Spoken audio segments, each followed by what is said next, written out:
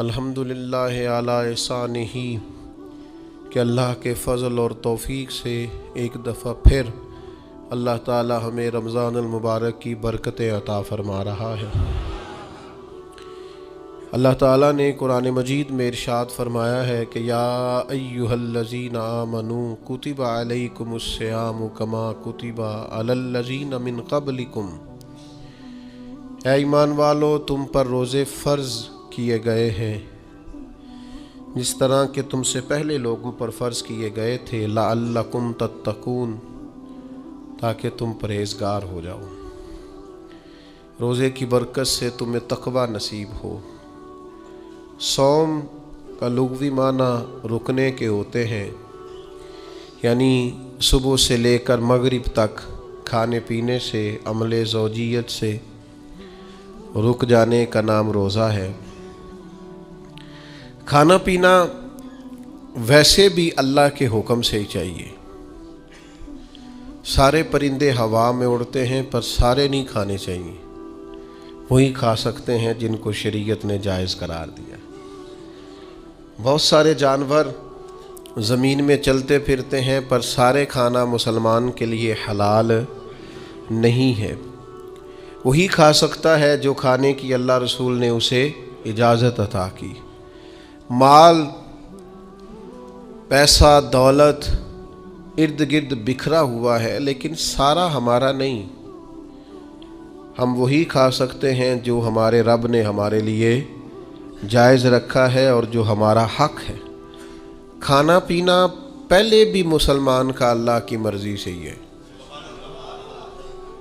ہر چیز ہر شے کھا سکتا نہیں ہے، بس رمضان میں ایک پابندی اور لگا دی کہ جو جائز بھی ہے، جو حلال بھی ہے، جو طیب بھی ہے، بس تمہارے رب کی مرضی ہے کہ تم نے صبح سے لے کر مغرب تک وہ بھی نہیں کھانا۔ بس پہلے بھی پابند ہے اللہ کے حکم کے، اور رمضان میں ایک پابندی اور کرنی ہے اور روزہ رکھنا ہے۔ اور اس روزہ کتنی کو محبوب چیز ہے، اللہ کو کتنی کو پسند ہے۔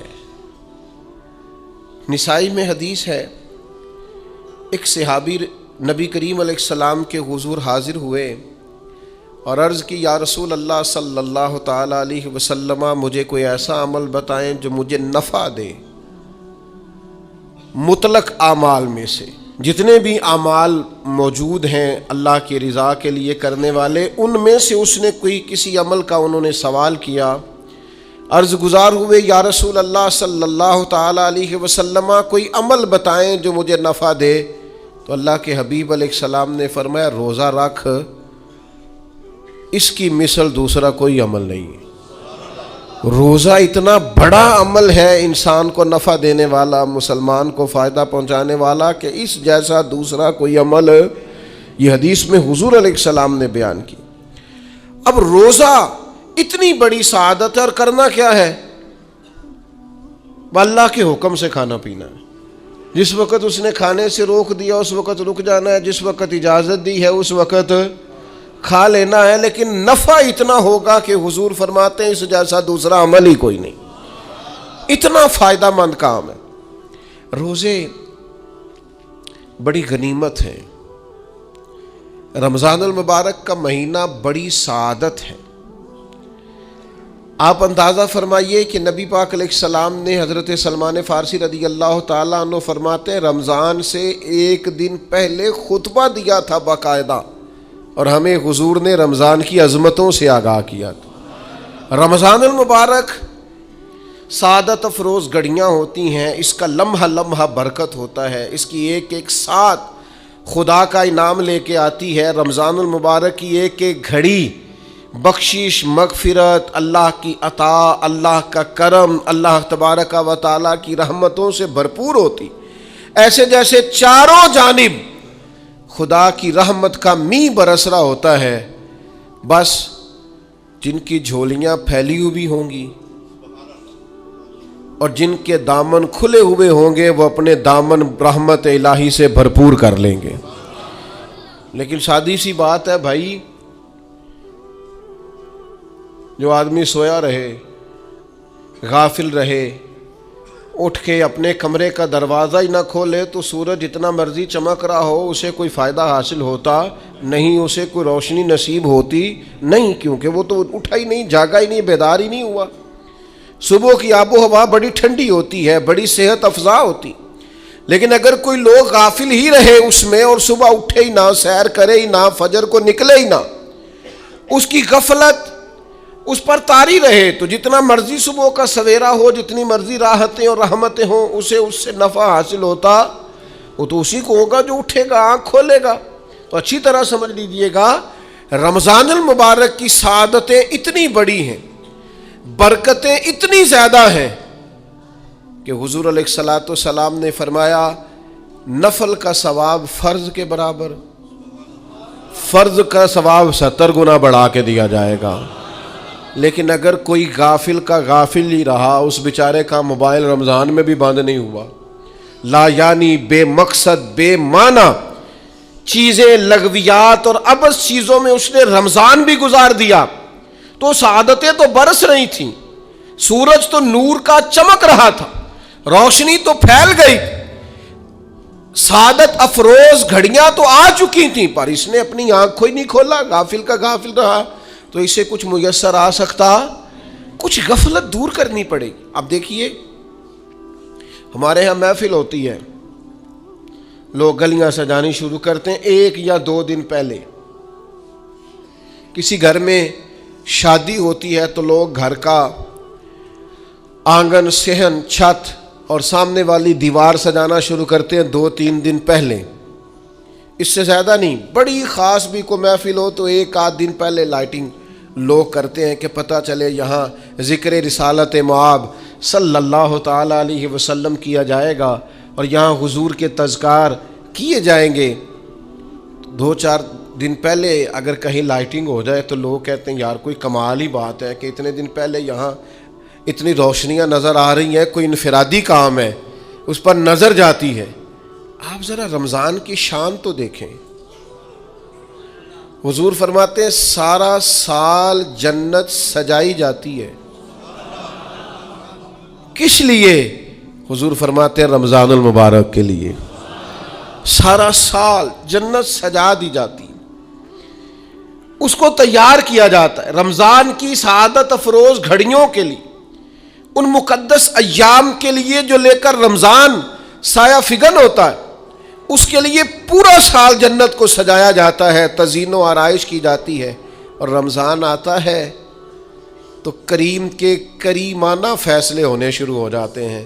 کریمانہ فیصلے، ایک کریمانہ فیصلہ ہوتا ہے کہ دوزخ کے دروازے بند کر دو اور جنت کے سارے ہی دروازے کھول دو، اس کو راستہ کیا گیا ہے۔ پھر آپ کو پتہ ہے ایک انوکھی بات بھی آپ سے کرنی ہے، قانون نافذ کرنے والے اداروں کو نا مجرموں کا پتہ ہوتا ہے، ان کو پتہ ہوتا ہے کس کس جگہ کچھ فسادی لوگ ہیں، وہ دیکھتے ہیں نا ملک میں کوئی خاص مہمان آ رہا ہے جو ملک کے لیے فائدہ مند ہے اور وطن کے لوگ اور وطن کو اس سے فائدہ ہوگا، استفادہ کریں گے لوگ اس کے آنے سے، وہ کیا کرتے ہیں ان فسادیوں کو پہلے بند کر دیتے ہیں، کہتے ہیں ایسا نہ ہو کہ یہ آ کے کوئی خرابی کرے، وہ منع کر دیتے ہیں۔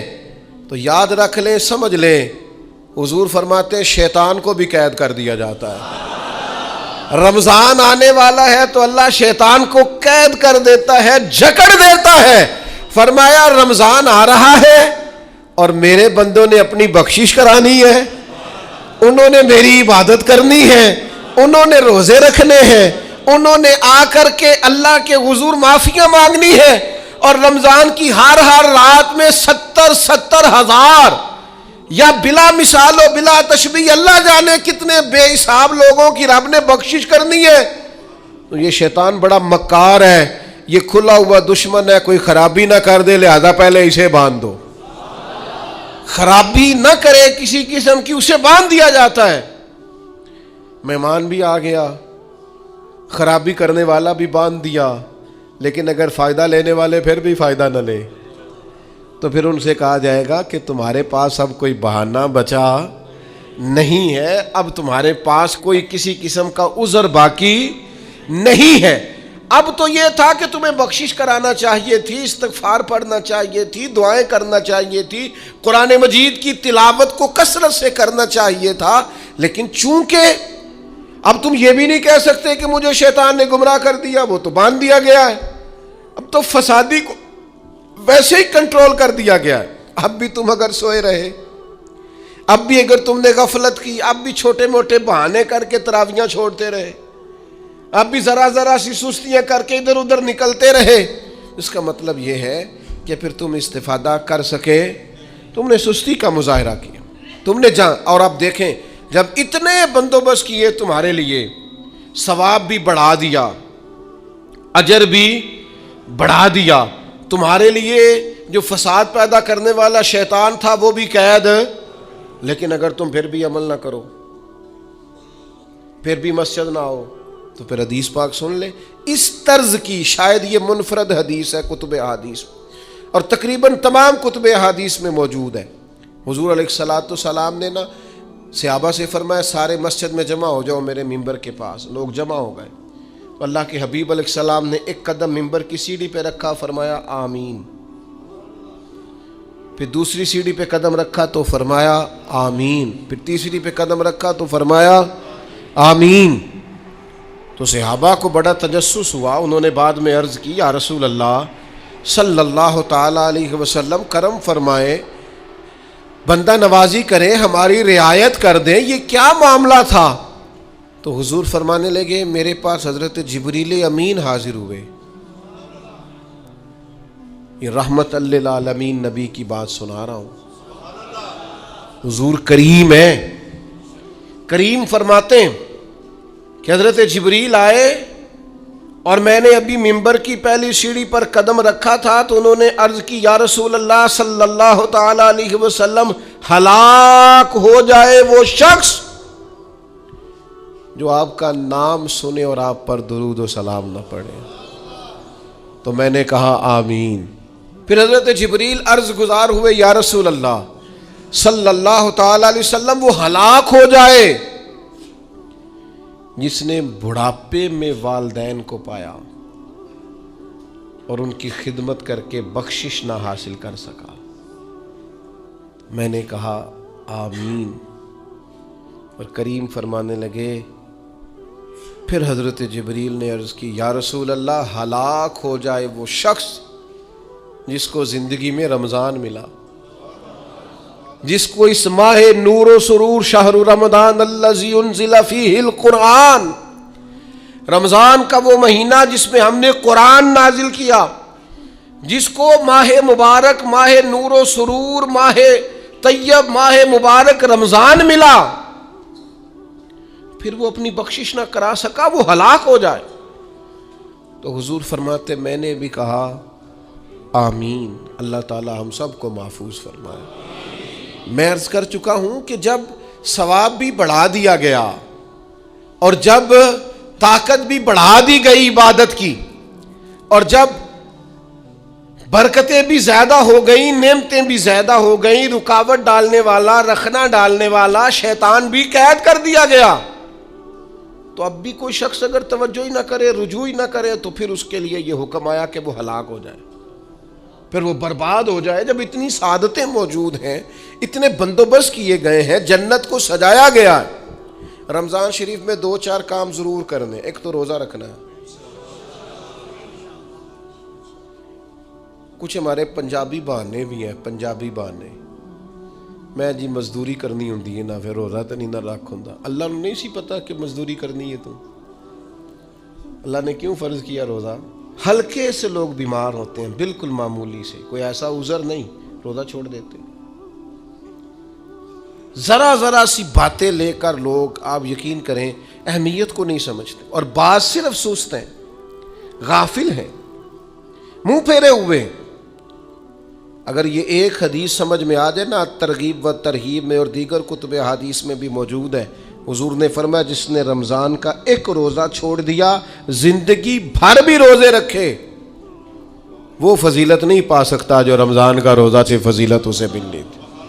اتنی بڑی بات ہے، آپ اس کو سمجھ لیں، اتنے سعادت افروز روزے ہیں رمضان کے۔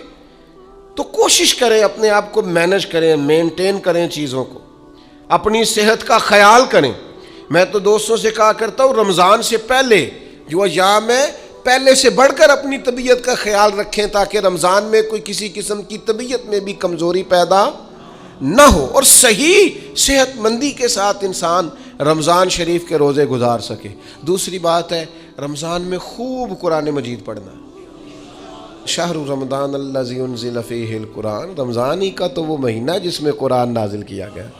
نبی کریم صلی اللہ تعالیٰ علیہ وسلم رمضان المبارک میں حضرت جبریل امین علیہ السلام کے ساتھ قرآن مجید کا دور فرمایا کرتے۔ حضور حضرت جبریل کو پارہ سناتے اور جناب جبریل نبی کریم علیہ السلام کو سناتے۔ یہ دور ہوتا ہے قرآن مجید کا۔ اللہ نے کتنی زیادہ توفیق دی ہے، ہر مسجد میں تراویح میں قرآن پڑھا جاتا ہے۔ تھوڑی ہمت کریں، تھوڑی کوشش کریں۔ ہمارے بزرگ فرمایا کرتے تھے ایک پارہ گھر میں پڑھا کرو قرآن مجید کا، تاکہ تمہیں دیکھ کے بچے بھی پڑھیں، اور ایک پارہ مسجد میں تلاوت کیا کرو، اور ایک رات کو تراویح میں 3 پارے روز قرآن مجید کے ہو جائیں گے تو انشاءاللہ تعالی رمضان ختم ہوگا تو 3 قرآن پاک بھی ختم ہو جائیں گے۔ یہ ارادہ کریں، یہ پروگرام بنائیں، خوب قرآن مجید سے دلچسپی پیدا کریں۔ تیسرا کام رمضان میں جو کرنے والا وہ ہے کثرت سے استغفار۔ کچھ غلطیاں نا ہم کرنا نہیں چاہتے، ہم سے ہو جاتی ہیں۔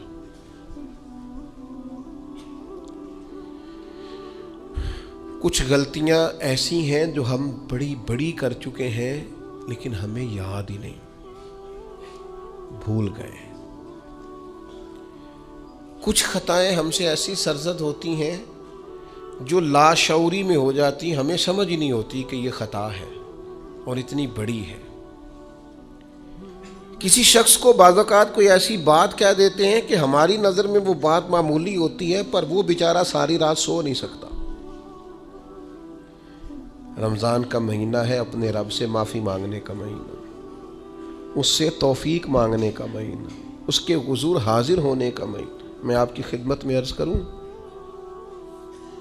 حضرت عائشہ صدیقہ فرماتی ہیں نبی پاک نے فرمایا صلی اللہ تعالی علیہ وسلم، جس سے اللہ نے قیامت والے دن حساب پوچھ لیا نا اس کے لیے مشکل ہو جائے گا۔ حساب یسیرہ یہ ہے کہ وہ مہربانی فرمائے اور فیصلہ جب کرے تو کرے ہی درگزر والا، فرمائے جا تجھے معاف کیا۔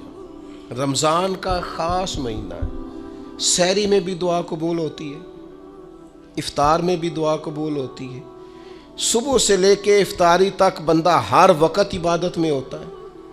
تراویح کے بعد بھی دعائیں مانگے تو وقت قبولیت کا ہے۔ میرے بھائیوں، رمضان کی راتیں بھی قبولیت کی، آخری طاق راتوں کی شان قبولیت کی، لیلۃ القدر قبولیت کی۔ اس دفعہ جھک نہ جائیں اس کی بارگاہ میں سجدے میں، رو رو کے معافی مانگ نہ لیں اس سے۔ ہم برے نہیں ہیں، چاہتے نہیں ہیں، پر ہمارے وجود سے کچھ غلطیاں ہو جاتی ہیں، ہمارے سینوں میں کچھ پچھتاوے ہیں، کچھ من میں باتیں ہیں۔ اس دفعہ اس کے حضور عرض نہ کریں کہ کچھ کمیاں رہ گئی ہیں، دل نہیں کرتا تھا ایسا ہو، پر انجان تھے، نہ چاہتے ہوئے بھی کمزوریاں ہو گئیں۔ رمضان آ رہا ہے، بڑا گولڈن چانس ہے، بڑا خوبصورت موقع۔ بھائیو، رمضان کی ہر سحری کے بعد رب سے معافی مانگیں۔ آپ کو پتہ ہے اتنی بڑی امت مسلمہ لیکن ہر گلی میں کمزور ہے، ہر جگہ رسوائیاں ہمارے ساتھ چمٹی ہوئی ہیں۔ ہم چاہ کے بھی اپنے بھائیوں کی مدد نہیں کر سکتے۔ میرے پاس ایسے ایسے جوان آتے ہیں جو کہتے ہیں ہمیں بتائیں نا ہم فلسطین کے لیے کیا کر سکتے ہیں، ہمیں بتائیں نا۔ یہ ہماری بے بسی، یہ ہماری غلطیوں کا نتیجہ ہے۔ تو خوب استغفار کریں، اپنی کوتاہیوں کی معافی مانگیں۔ رمضان کی ہر صبح میں، ہر شام میں، ہر دن میں، ہر رات مصلی بچھا بچھا کے عرض گزار ہوں کہ مالک تو ہمیں معاف فرما، اور میں آپ سے ایک اور بات بھی عرض کروں، شیخ ابو الحسن کو میں پڑھ رہا تھا تو روتے جا رہے تھے، روتے ہی جا رہے تھے، روتے ہی جا رہے تھے۔ ایک شام ان کے کچھ لوگوں نے ان سے کہا کہ حضور اس قدر زیادہ آہوزاری؟ تو فرمانے لگے میری بس اتنی خواہش ہے کہ جب میں اپنے رب سے ملوں نا تو میرا رب مجھے ناراض نہ ملے۔ تو میں ہر وقت اس لیے تڑپتا ہوں کہ میرے اندر جو کوتاہیاں مجھ سے ہو گئی ہیں میرا مالک وہ مجھے معاف کر دے۔ ہم نے کوشش کی ہے زندگی میں ماں باپ کی خدمت کرنے کی، لیکن نہیں، ہم سے ان کے حق ادا نہیں ہو سکے۔ کوشش کی ہے بہن بھائیوں پر توجہ دینے کی، لیکن حق ادا نہیں ہو سکے۔ چاہیے تھا اولاد کی تربیت بڑی شاندار کرتے، لیکن سہولتیں کچھ زیادہ دے بیٹھے، لاڈ پیار کچھ زیادہ کر سکے، ان کی تربیت کا بھی صحیح حق ادا۔ اللہ نے عزتیں زیادہ دی تھی، جواب میں ہماری خدمتیں تھوڑی۔ ہم اپنے رب کی بارگاہ کی حاضریوں کے بھی حق ادا نہیں کر سکے۔ اس نے ہمیں نوازا زیادہ ہے، ہمارا شکر کم ہے۔ ہم اس کا حق ادا کرنے کا کام یہ ہے میرے بھائیوں کہ رمضان میں خوب استغفار کریں۔ ہم سے جو کمیاں رہ گئی ہیں اس پورے ماہ مبارک میں، اپنے مالک سے عرض کریں کہ مالک اس ماہ مبارک میں جنہیں تو معاف کرنے والا ہے ان میں ہمارے بھی نام شامل فرما، ہمارے بھی نام شامل فرما۔ اور بھی عرض کرنی ہے، ان کے لیے بھی دعائیں کرنی ہیں رمضان میں جو ہم سے بچھڑ گئے، جو مٹی تلے جا کے آرام فرما ہو گئے۔ یہ رمضان المبارک چونکہ بخشش مانگنے کا مہینہ ہے، اللہ کے حضور معافی مانگے ان کے لیے بھی، ہمارے اپنوں کے لیے، ماں باپ کے لیے، عزیز و اقربا کے لیے، کہ اللہ کریم ان کی قبروں کو بھی ٹھنڈا کرے، ان کے حال پہ بھی رحمت کی نظر کرے، ان کے لیے بھی مالک آسانیاں کرے۔ خوب دعائیں مانگے رمضان میں، خوب دعا۔ اور جو محتاج ہیں، جو تنگ دست ہیں، جو غریب ہیں، جن کو زمانہ گزر گیا ہے، دوستوں کو، احباب کو، مخیر حضرات کو متوجہ کرتے ہوئے وہ بھی تھوڑی توجہ کریں۔ اس سال رمضان کے ماہ مبارک میں دنیا داروں کو چھوڑ کے رب کی طرف متوجہ نہ ہو، اس کریم کی بارگاہ میں اپنی ساری تکلیفیں بیان نہ کرے۔ بیمار بھی آئیں، مقروض بھی آئیں، تنگ دست بھی آئیں، بے اولاد بھی آئیں، کمزور بھی آئیں، سارے جھکیں، روزہ رکھ کے، تراویح پڑھ کے، قرآن پڑھ کے، اپنے سارے دکھ اپنے مالک کے حضور بیان کر کے اس ماہ مبارک کی ہر رات میں اس سے بخشش کا سوال کریں، رحمت کا سوال کریں، کرم کا سوال کریں۔ وہ بڑا ہی کریم ہے۔ حضور فرماتے ہیں، رب کہتا ہے مجھے حیا آتی ہے میرا بندہ ہاتھ اٹھائے اور میں اس کے ہاتھ خالی واپس کر دوں، بس آنے کی دیر ہے۔ اور ایک مقام پہ اللہ کے حبیب علیہ السلام نے فرمایا، بندہ جب اعتراف گناہ کر کے معافی مانگتا ہے اللہ فوراً ہی اسے معاف فرما دیا کر۔ چوتھا کام جو اس ماہ مبارک میں بہت زیادہ کرنا ہے وہ یہ ہے کہ حضور نے فرمایا یہ صبر کا مہینہ ہے، صبر بہت کرنا ہے۔ ایک تو صبر ہوتا ہے نا مصیبت پہ صبر، ایک خواہشات پر بھی صبر ہوتا ہے کہ خواہشیں پیدا ہو رہی ہیں پر صبر کرنا ہے اللہ کی رضا کے لیے، یہ بھی صبر ہے۔ نیکی پر استقامت کے لیے بھی صبر کی ضرورت ہوتی ہے، گناہ چھوڑنے کے لیے بھی صبر کی ضرورت ہوتی۔ آپ کے پاس مواقع موجود ہیں معاذ اللہ برائی کے، لیکن اگر آپ صبر کرتے ہیں اللہ کی رضا پہ راضی رہتے ہیں تو یہ بھی صبر ہے۔ نبی پاک علیہ السلام نے روزہ دار کو صبر کرنے کا کہا، فرمایا ایک تو تم نے کوئی بےہودہ بات نہیں کرنی، کوئی گالم گلوچ نہیں کرنی، اور اگر کوئی تم سے لڑائی جھگڑا کرے، کوئی بےہودہ بات کرے تو تم نے کیا کہنا، انی صائم مرتین، تم نے 2 مرتبہ کہنا ہے بھائی میں تو روزہ دار ہوں۔ کوئی جھگڑا کرنا چاہے، لڑائی کرنا چاہے، برا بھلا کہے، کوئی الجھانا چاہے تو کہنا انی صائم، میں روزہ دار ہوں۔ یہ وظیفہ یاد کریں گے؟ کیا کہنا ہے؟ یہ وظیفہ ہے پورے رمضان کا، یہ بخاری میں حضور نے بتایا ہے۔ کوئی جھگڑا کرے گھر کے باہر بھی، اور گھر کے اندر بھی کوئی جھگڑا کرنے لگے، جھگڑا ہونے لگے تو کہنا انی صائم، میں، اور ایک دفعہ نہیں کہنا، مرتین، حضور نے فرمایا 2 دفعہ کہنا، میں روزہ دار ہوں، میں کوئی جھگڑا نہیں کروں گا، کوئی فساد نہیں کروں گا، کسی بےہودہ بات کا جواب نہیں دوں گا۔ کیوں؟ اس لیے کہ میری ایک شان ہے، میں روزہ دار ہوں، میں اس وقت ایک منصب پر فائز ہوں، میں روزہ دار ہوں، یہ وظیفہ پکانا ہے ہر بےہودہ بات سے، ہر جگہ۔ اور حضور علیہ السلام نے فرمایا، یہ بھی بخاری میں موجود ہے، فرمایا جس نے جھوٹ بولنا اور اس پر عمل کرنا نہیں چھوڑا، اللہ کو اس کے بھوکا پیاسا رہنے کی کوئی حاجت نہیں ہے۔ جھوٹ ہی نہیں چھوڑا اس نے، ابھی بھی جھوٹ بول رہا ہے، روزہ رکھ کے بھی جھوٹ پر عمل کر رہا ہے، اللہ تعالیٰ کو اس کے بھوکا پیاسا رہنے کی کوئی حاجت نہیں ہے۔ تو روزہ رکھنا ہے، پھر اس کی تھوڑی سی حفاظت بھی کرنی۔ پھر آگے چلیے، 5ویں گزارش، نبی پاک نے فرمایا رمضان غم خاری کا مہینہ ہے۔ آپ کو پتہ ہے جو بندہ روزہ نہ رکھ سکے کسی خاص مجبوری کی وجہ سے، بیماری کی وجہ سے، کسی عذر کی وجہ سے، تو قرآن مجید نے کیا کہا ہے؟ وہ ایک مسکین کو کھانا کھلائے۔ روزے کا فدیہ یہ ہے کہ پھر وہ کیا کرے، روزہ نہیں رکھ سکتا تو مسکین کی خدمت کرے۔ شرعی حکم یہ ہے کہ کسی نے اگر روزہ توڑ دیا رمضان کا تو 60 روزے رکھے کفارے میں، 60 نہیں رکھ سکتا تو پھر 60 مسکینوں کو کھانا کھلائے۔ تو بار بار روزے میں مسکین کا ذکر آ رہا ہے۔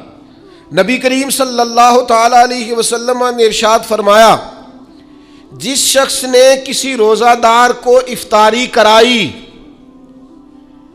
تو اللہ تبارک و تعالی افطاری کرانے والے کی بخشش بھی فرما دے گا، اور فرمایا جتنا اجر روزہ رکھنے والے کو ملے گا اتنا ہی اجر اللہ افطار کرانے والے کو بھی عطا فرمائے گا۔